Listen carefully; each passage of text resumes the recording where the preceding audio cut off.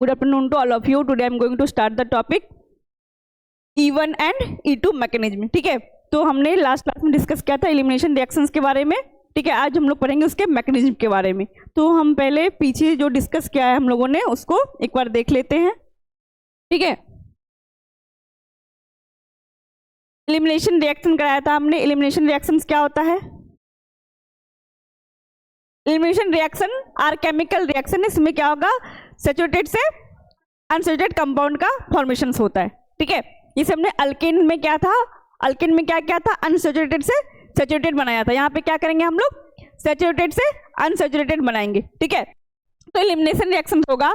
Elimination reactions are chemical reaction in which a molecules loses atom और group of atom. ठीक है, जो molecules होगा एटम और ग्रुप ऑफ एटम को लूज करेगा और रिजल्टिंग क्या आएगा, फॉर्मेशन ऑफ डबल बॉन्ड और ट्रिपल बॉन्ड. ठीक है, डबल और ट्रिपल बॉन्ड का फॉर्मेशन होगा. The saturated compounds are converted into unsaturated compound. ठीक है, सिंगल बॉन्ड वाला किस में कन्वर्ट हो जाएगा, अब मल्टीपल बॉन्ड वाले में कन्वर्ट हो जाएगा. अनसैचुरेटेड किस में कन्वर्ट हो जाएगा, सॉरी सैचुरेटेड किस में कन्वर्ट हो जाएगा, अनसैचुरेटेड में कन्वर्ट हो जाएगा. ठीक है, ये क्या है हमारा एलिमिनेशन रिएक्शंस है. ये हमने लास्ट क्लास में बताया था आप लोगों को. और टाइप्स ऑफ एलिमिनेशन रिएक्शन भी हमने देख लिया था. दो तरह का होता है. पहला कौन सा है, डिहाइड्रेशन रिएक्शन, जिसको हम लोग क्या बोलते हैं, बीटा एलिमिनेशन. दूसरा क्या है हमारा, डिहाइड्रो हेलोजनेशन रिएक्शंस. दूसरा क्या है, डिहाइड्रो हेलोजनेशन रिएक्शंस है. और डिहाइड्रेशन में हमने क्या देखा था, जो हाइड्रोजन को लूज कर रहा है. ठीक है, हाइड्रोजन को लूज करके क्या बना रहा है, अल्किन का फॉर्मेशन कर रहा है. ठीक, इन this reaction molecules loose water molecules commonly occurs in alcohol, usually take place in the presence of acid, H2SO4 and heat के presence में एक conditions हो रहा था. एंड जैसे इथेनॉल से क्या बना था हमारा, इथीन एंड वाटर लूज किया था यहाँ पे. ठीक है, ये किसका था, डिहाइड्रेशन. डिहाइड्रेशन मतलब क्या होता है, वाटर का लॉस होना. ठीक है, डिहाइड्रेट. अब दूसरा था इसमें dehydrohalogenation reactions. In this reaction molecule lose hydrogen and halogen. Hydrogen और हेलोजन ग्रुप को क्या करेगा, ये लूज करेगा और फिर क्या फॉर्मेशन करेगा, अल्किन का फॉर्मेशन करेगा. ठीक है, on the presence of strong base KOH के प्रेजेंस में होगा. ठीक, इथाइल क्लोराइड से क्या बनेगा ये, क्योंकि क्लोराइड एक हेलोजन ग्रुप इसमें प्रेजेंट होगा ही होगा. ठीक है, क्योंकि इसका नाम ही है डिहाइड्रो हेलोजनेशन, मतलब हेलोजन ग्रुप इसमें प्रेजेंट होना नेसेसरी है. ठीक है, तो इसमें Cl ग्रुप प्रेजेंट है क्लोराइड में. एंड इथाइल क्लोराइड से क्या बना, इथीन और लूज क्या क्या, H और Cl, एक H और एक हेलोजन ग्रुप. ठीक है, अब ये जो रिएक्शन है, ठीक है, ये कैसे वो इसका मैकेनिज्म को हम लोग पढ़ेंगे. ठीक है, और ये आपका बहुत इंपॉर्टेंट है. E1 एंड E2 रिएक्शंस आपके एग्जाम में पूछे जाएंगे. ठीक, E1 एंड E2 मैकेनिज्म पढ़ेंगे. The elimination reaction occur through to mechanism. Elimination reaction जो हमने देखा ये दो मैकेनिज्म के ऊपर बेस्ड है. पहला कौन सा है, E1 mechanism, that is unimolecular eliminations. E1 stand for the unimolecular elimination reaction and E2 stand for the bimolecular elimination reaction. ठीक है, तो हम बारी बारी से दोनों को पढ़ते हैं. E1 reaction is known as alpha beta eliminations. ठीक है, E1 रिएक्शन क्या बोलते हैं हम लोग, अल्फा बीटा एलिमिनेशन रिएक्शन भी बोलते हैं. सबसे पहले हम डिफिनेशन देखेंगे E1 का. E1 reaction refer to a unimolecular elimination reaction. E1 reaction किसको रेफर करता है, यूनिमॉलिक्यूलर एलिमिनेशन रिएक्शन, मतलब सिंगल मॉलिक्यूल्स. ठीक है, in this process two group are removed from adjacent carbon to form a double bond. मतलब इसमें क्या होता है, इस प्रोसेस में एलिमिनेशन रिएक्शंस E1 रिएक्शन में क्या होगा कि दो ग्रुप रिमूव होगा एडजेसेंट कार्बन, मतलब जस्ट बगल बगल कार्बन से.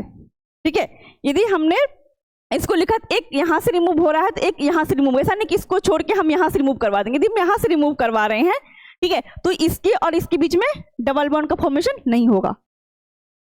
ठीक है, जब भी रिमूव होगा तो जस्ट बगल वाले कार्बन का भी रिमूव होगा.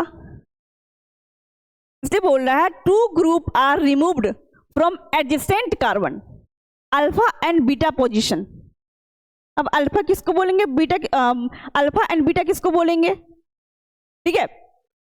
कार्बन विथ Br, मान लो ये हमारा हेलोजन ग्रुप है और इस कार्बन से अटैच है, तो ये क्या हो जाएगा, अल्फा। अल्फा के जस्ट बगल वाला कार्बन क्या हो जाएगा, बीटा। और ये बीटा कार्बन है, तो इससे जो अटैच हमारा हाइड्रोजन है ये क्या कहलाएगा, बीटा हाइड्रोजन। क्या कहलाएगा, बीटा हाइड्रोजन। और ये हाइड्रोजन क्या कहलाएगा, अल्फा हाइड्रोजन, ठीक है। जब हमारा एडिशन कार्बन से 2 ग्रुप रिमूव हो जाएगा तो क्या फॉर्म करेगा, डबल बॉन्ड। क्या बनेगा, अल्कीन। और हमें बनाना क्या है, अल्कीन से अल्कीन ही बनाना है, ठीक है। हमारा गोल तो ये ना, अल्कीन का फॉर्मेशन करना, अनसैचुरेटेड कंपाउंड का फॉर्मेशन करना।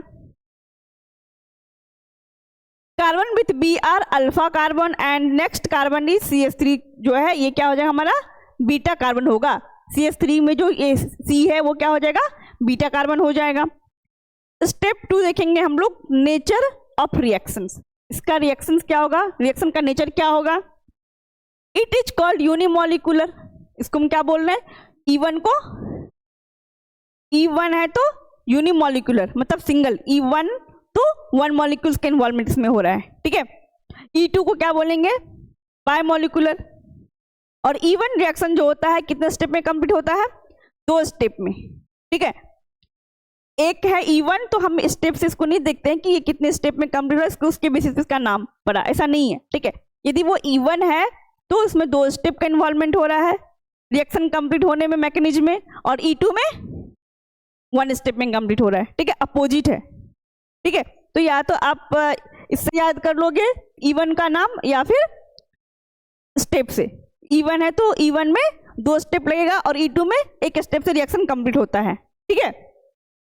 It is called unimolecular because only 1 molecules, या फिर क्या बोलेंगे, substrate is involve in the rate determining step.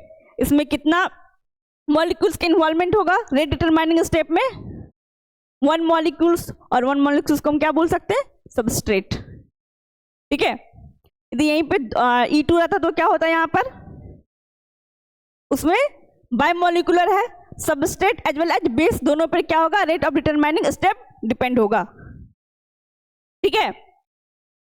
2 molecules का इन्वॉल्वमेंट होगा कहां पर, E2 में। नेचर ऑफ रिएक्शन की बात करेंगे E1 का, तो E1 में क्या होता है, 1 मॉलिक्यूल्स होता है और 1 मॉलिक्यूल्स का इन्वॉल्वमेंट होता है। और रेट ऑफ डिटरमाइनिंग स्टेप किसके पर डिपेंड करता है, ओनली सबस्ट्रेट पे डिपेंड करता है, ठीक है। अब तीसरा हमारा काइनेटिक्स। तीसरा क्या है, kinetics. The reaction follows first order kinetics. जो E1 का रहेगा, E1 रिएक्शन, E1 मैकेनिज्म जो हम लोग पढ़ रहे हैं, इसमें जो काइनेटिक्स होता है ये किसके पर बनता है, फर्स्ट ऑर्डर काइनेटिक्स को फॉलो करता है।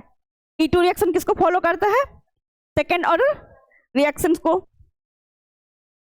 The reaction follow first order kinetics and second order kinetics कौन फॉलो करेगा, E2 रिएक्शंस, ठीक है।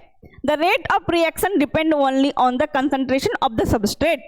जो रेट ऑफ रिएक्शन, इसका रेट ऑफ रिएक्शन जिसमें डिपेंड करेगा, किसके ऊपर डिपेंड होगा, ओनली सबस्ट्रेट के ऊपर डिपेंड होगा, ठीक है।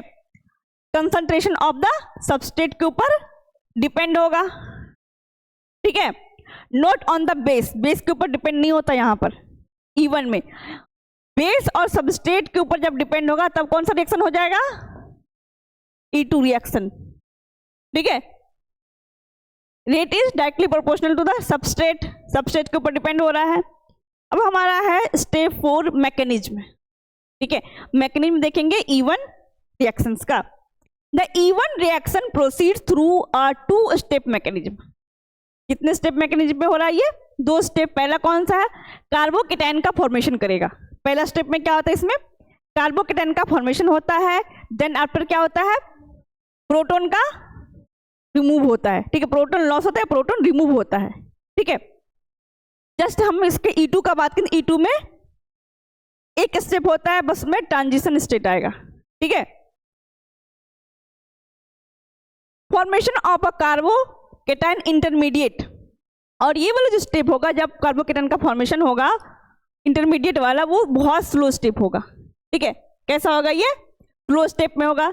उसके बाद क्या हो जाएगा, स्टेप इसका फास्ट हो जाएगा। कब, जब रिमूव करेंगे प्रोटॉन को, ठीक है। जब रिमूवल ऑफ प्रोटॉन होगा तो क्या बन जाएगा, ये अल्किन का फॉर्मेशन कर देगा, क्योंकि पहले सबसे पहले क्या हमने किया, कार्बोकेटाइन बनाया, ठीक है।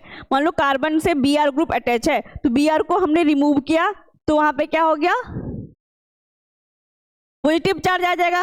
कार्बोकेटाइन का मतलब क्या होता है, केटाइन का मतलब क्या होता है, पॉजिटिव चार्ज। किसके ऊपर आ रहा है केटाइन चार्ज, कार्बन के ऊपर, तो क्या हो जाएगा इसका, कार्बोकेटाइन, ठीक है। कार्बन के ऊपर चार्ज आ रहा है तो कार्बोकेटाइन हो गया। और कार्बोकेटाइन यदि वहां पे एक उसको और चाहिए, ठीक है, स्टेबल होने के लिए, जैसे ये हमारा, यदि हमने Br ग्रुप को यहां से रिमूव कर दिया तो अब इस कार्बन पे क्या आ गया, पॉजिटिव चार्ज आ गया, ठीक है।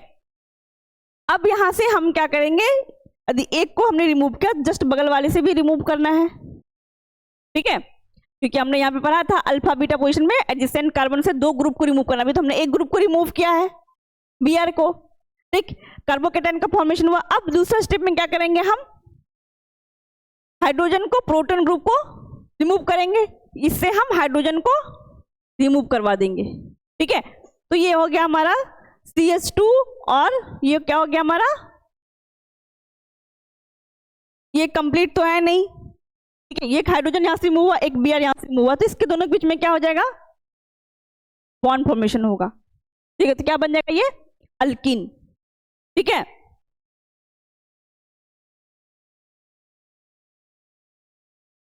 पांचवा स्टेप हमारा है reactivity of substrate. Tertiary alkyl halide show the highest reactivity in E one reaction. Tertiary alkyl halide जो है ये सबसे ज्यादा रिएक्टिविटी शो करता है, हाईएस्ट रिएक्टिविटी शो करता है, ठीक है। और आपने पढ़ा होगा प्राइमरी, सेकेंडरी और टर्सरी, पढ़ा है, ठीक है। प्राइमरी, सेकेंडरी, टर्सरी पढ़ा होगा। तो ये क्या होता है, प्राइमरी, मान लो यहाँ पे टर्सरी अल्काइल हैलाइड क्या हो जाएगा, ये यदि Pr ग्रुप है, ठीक है, इस कार्बन से कितना ग्रुप अटैच है, और तीनों कार्बन का होना चाहिए, ठीक है। कार्बन ग्रुप यहाँ पे मिथाइल, ये कौन सा हो गया हमारा, टर्सरी, कौन सा हो गया, ये टर्सरी अल्काइल हैलाइड हो गया। यदि यहाँ पे इस कार्बन से 2 मिथाइल ग्रुप, 2 कार्बन का ग्रुप अटैच जाता तो क्या होता है, ये सेकेंडरी हो जाता, यदि एक अटैच जाता तो प्राइमरी हो जाता, ठीक है। तो सबसे ज्यादा जो E1 में हाईली रिएक्टिव होता है, हाईएस्ट रिएक्टिविटी होता है, किसके वजह से होता है, टर्सरी। 3 डिग्री का जो कार्बन होगा उसमें ज्यादा रिएक्टिविटी होगा, ठीक है। This is because they form more stable carbocation, और इसलिए इसमें टर्सरी में सबसे ज्यादा होता है क्योंकि ये स्टेबल कार्बोकेटाइन फॉर्म करता है, ठीक है। स्टेप 6 की बात करेंगे, ऑर्डर ऑफ रिएक्टिविटी। इसका ऑर्डर ऑफ रिएक्टिविटी क्या होगा, सबसे ज्यादा रिएक्टिव कौन होगा, tertiary, then secondary, then primary. Tertiary, secondary, primary का ऑर्डर चलेगा कब, इवन रिएक्शन में, ठीक है। Stability of carbocation determine the reaction rate. Reaction rate से हम क्या करेंगे, कार्बोकेटाइन का स्टेबिलिटी को डिटरमाइन करेंगे, ठीक है। अब देखेंगे हम लोग mechanism of E1 eliminations. Mechanism देखेंगे, पहला है it is a 2 step mechanism, क्योंकि हमने स्टार्टिंग में पढ़ा है ये 2 स्टेप में कंप्लीट होता है E1 रिएक्शन, ठीक है। पहला कार्बोकेटाइन फॉर्म करेगा, देन हाइड्रोजन को, ये प्रोटॉन को रिमूव करेंगे हम लोग, तब जाकर क्या होगा, अल्किन का फॉर्मेशन होगा। It is a 2 step mechanism in which the first step is the rate determining step. पहला स्टेप क्या होता है, रेट डिटरमाइनिंग स्टेप होता है, ठीक है। अब यहाँ पे सबसे पहले देखेंगे टर्सरी ब्यूटाइल ब्रोमाइड है, ठीक, सिंगल बॉन्ड है, ठीक है, क्योंकि ये हमारा क्या है, टर्सरी ब्यूटाइल ब्रोमाइड है, इससे हमने Br को रिमूव किया, ठीक है। Br को रिमूव किया तो क्या बना, यहाँ पे कार्बोकेटाइन फॉर्म करेगा, ठीक है। कार्बोकेटाइन फॉर्म करने के बाद फिर हमने इसको हाइड्रोजन को हटाया। हाइड्रोजन को हटाने के बाद क्या होगा कि ये हाइड्रोजन और Br अलग हो जाएगा और इसके बीच में डबल बॉन्ड का फॉर्मेशन होगा, ठीक है, से HBr निकल जाएगा। अब ये कैसे हुआ, इसका जो हम लोग पढ़ेंगे स्टेप 1 स्टेप 2 में देखेंगे, ठीक है।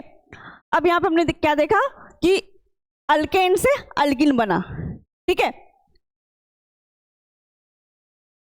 ये कौन सा कार्बन है, टर्सरी कार्बन है, ठीक है।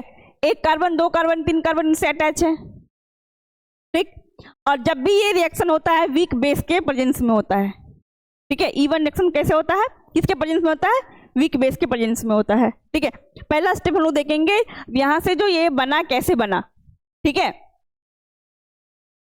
फॉर्मेशन ऑफ अ कार्बोकेटाइन, सबसे पहले क्या हुआ, कार्बोकेटाइन का फॉर्मेशन होगा जिसको हम लोग क्या बोलते हैं, इंटरमीडिएट। क्या बोलते हैं, इंटरमीडिएट बोलते हैं। It is the rate determining step, ये कौन सा स्टेप है, रेट डिटरमाइनिंग स्टेप है और ये स्लो स्टेप है, ठीक है। अल्काइल हैलाइड जो है ये ब्रोमीन ग्रुप जो है ये क्या हुआ, रिमूव हुआ, ये क्या बना, यहाँ पे कार्बोकेटाइन का फॉर्मेशन हुआ, ठीक है। स्लो स्टेप है, कार्बोकेटाइन का फॉर्मेशन हुआ। अब क्या देखेंगे दूसरा स्टेप में हम लोग, अब जब हमने पढ़ा था अभी कि जो दो एडजेसेंट कार्बन का जो है दो ग्रुप रिमूव होगा, ठीक है। एक तो हमने रिमूव कर दिया यहाँ से, जस्ट इसके बगल वाला कार्बन से भी हमें रिमूव करना होगा। अब क्या लॉस करेंगे यहाँ से, प्रोटॉन को। स्टेप 2 में loss of proton from the carbon atom adjacent to the carbon containing positive charge. अब उस कार्बन से हम ग्रुप को रिमूव करेंगे जिसके जस्ट बगल में पॉजिटिव चार्ज है, ठीक है। तो हमने इस कार्बन को चूज किया, ये भी जस्ट इसके बगल में, ये भी इसके बगल में है, तो हम इधर से भी ले सकते हैं, इधर से भी ले सकते हैं, ठीक है। तो हमने चूज कर लिया इधर वाला, ठीक है। इससे हमने क्या किया, हाइड्रोजन को, प्रोटॉन को यहां से रिमूव किया, किसके प्रेजेंस में, वीक बेस के प्रेजेंस में। अब बेस है तो OH ग्रुप प्रेजेंट होगा ही, ठीक है। OH माइनस और H प्लस क्या बना देगा, वाटर बना देगा, H2O। तो अब यहाँ पे क्या होगा, ये नेगेटिव आ गया, तो ये क्या पॉजिटिव और नेगेटिव मिलकर क्या बनेगा, एक बॉन्ड का फॉर्मेशन कर लेगा, ठीक है। ये हमारा बॉन्ड का फॉर्मेशन कर गया जो हमने यहाँ पे दिखाया है, ठीक है। अल्केन से अल्कीन का फॉर्मेशन हो गया। ये हमारा क्या था, E1 रिएक्शन मैकेनिज्म था। अब हम बढ़ेंगे E2 रिएक्शन। E2 रिएक्शन क्या होता है, E2 represent bimolecular elimination reaction. E2 किसको रिप्रेजेंट कर रहा है, बायमोलिकुलर एलिमिनेशन रिएक्शंस को। It is called bimolecular because two species substrate and base are involve. It is called bimolecular, इसको बायमोलिकुलर क्यों बोलते हैं, क्योंकि इसमें दो स्पीसीज का इन्वॉल्वमेंट होता है, substrate as well as base का। और E1 में हमने इस चीज को नहीं देखा था, E1 में हमने क्या देखा था, बस सबस्ट्रेट का इन्वॉल्वमेंट देखा था, ठीक है। इसलिए इसको यूनिमोलिकुलर बोला गया था, इसको बोला गया बायमोलिकुलर, मतलब दो मॉलिक्यूल्स का इन्वॉल्वमेंट हो रहा है, ठीक है। दो स्पीसीज कौन कौन सा इसमें, सबस्ट्रेट और base are involve. Nature of reaction की बात करेंगे तो it is one step reaction. ये कौन सा रिएक्शन है, ओनली वन स्टेप रिएक्शन है। और जस्ट E1 में हमने क्या देखा था, वो दो स्टेप रिएक्शन था, ठीक है। All changes occur simultaneously in single step. जितना भी चेंजेज होगा सारा के सारे कहाँ हो जाएंगे, एक ही स्टेप में कंप्लीट हो जाएगा, ठीक है। No intermediate is formed only a transition state. इसमें ट्रांजिशन स्टेट आएगा, इंटरमीडिएट फॉर्म नहीं करेगा, क्योंकि हमने E1 में देखा था कार्बोकेटाइन का फॉर्मेशन हुआ था, वो कौन सा था, इंटरमीडिएट, ठीक है। इंटरमीडिएट क्या था, यहाँ पे इंटरमीडिएट जो है स्टेप नहीं आएगा।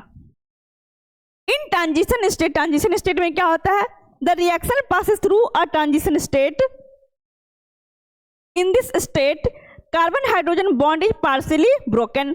कार्बन और हाइड्रोजन के बीच जो बॉन्ड होता है वो पार्शियली ब्रोकन होता है। कार्बन और ब्रोमीन के बीच में जो बॉन्ड होता है वो भी पार्शियली ब्रोकन होगा। कार्बन कार्बन डबल बॉन्ड जो है ये भी पार्शियली फॉर्म्ड होता है, ठीक है। ये सब पार्शियली ब्रोकन होगा, ये पार्शियली फॉर्म्ड होगा। Both alkyl halide and base are involve together. Alkyl halide बोले तो यहाँ पे सबस्ट्रेट एंड बेस दोनों का यहाँ पे इन्वॉल्वमेंट होता है, ठीक है। अब काइनेटिक की बात करेंगे हम लोग, तो it follow second order kinetics. E2 है तो कौन से ऑर्डर को फॉलो कर रहा है, ये सेकेंड ऑर्डर काइनेटिक्स को फॉलो कर रहा है। E1 वाला फर्स्ट ऑर्डर काइनेटिक को फॉलो कर रहा था। रेट किसके ऊपर डिपेंड कर रहा है, सबस्ट्रेट एंड बेस के ऊपर। Rate depends on alkyl halide जो है ये क्या है, सबस्ट्रेट है हमारा, ठीक है। Concentration of substrate and concentration of base के ऊपर क्या हो रहा है, रेट ऑफ, इसका डिपेंड कर रेट ऑफ काइनेटिक रिएक्शंस का, ठीक है। किसके ऊपर डिपेंड कर रहा है, बेस और सबस्ट्रेट के ऊपर। अब देखिए बेस का रोल क्या है, role of base a strong base is required. अब देखेंगे इसमें जो है E2 रिएक्शन में स्ट्रॉन्ग बेस की आवश्यकता पड़ेगी, और E1 में हमने क्या देखा था, वीक बेस था। ठीक है, इस रिएक्शन में हमने क्या लिया था, वीक बेस को लिया था। ठीक है, तभी तो इसका OH मिलके इससे H से H2O बाहर निकला था हमारा। यहां पे जब भी लेंगे हम लोग E2 में क्या लेंगे, स्ट्रॉन्ग बेस को लेंगे। Strong base like KOH, OH minus, RO minus. ठीक है, बेस रिमूव करता है किसको, बीटा हाइड्रोजन को। बीटा हाइड्रोजन कौन सा होगा,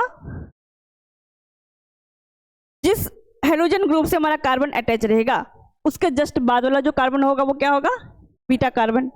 उससे जो अटैच हाइड्रोजन होगा क्या होगा, बीटा हाइड्रोजन। इसको रिमूव करता है ये बेस, बीटा हाइड्रोजन को रिमूव करता है। ठीक है, स्ट्रक्चरल रिक्वायरमेंट की बात करेंगे इसमें, तो hydrogen must be present on beta carbon, और इसमें जो हाइड्रोजन प्रेजेंट होगा कहाँ प्रेजेंट होगा, बीटा कार्बन के ऊपर प्रेजेंट होगा। ठीक है, leaving group like Br minus must be on alpha carbon. जो Br ग्रुप हमारा है वो कहाँ होना चाहिए, अल्फा कार्बन के ऊपर होना चाहिए। ऑर्डर ऑफ रिएक्टिविटी की बात करेंगे, जैसे हमने वहां पे देखा था tertiary, secondary, then primary, highly reactive था।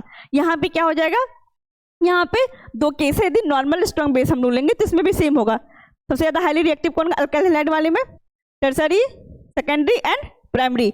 लेकिन बल्कि बेस की जब बात करेंगे हम लोग तब क्या हो जाएगा, 1 डिग्री, 2 डिग्री या 3 डिग्री की केस में चलेगा। ठीक है, E2 रिएक्शन मैकेनिज्म क्या होगा,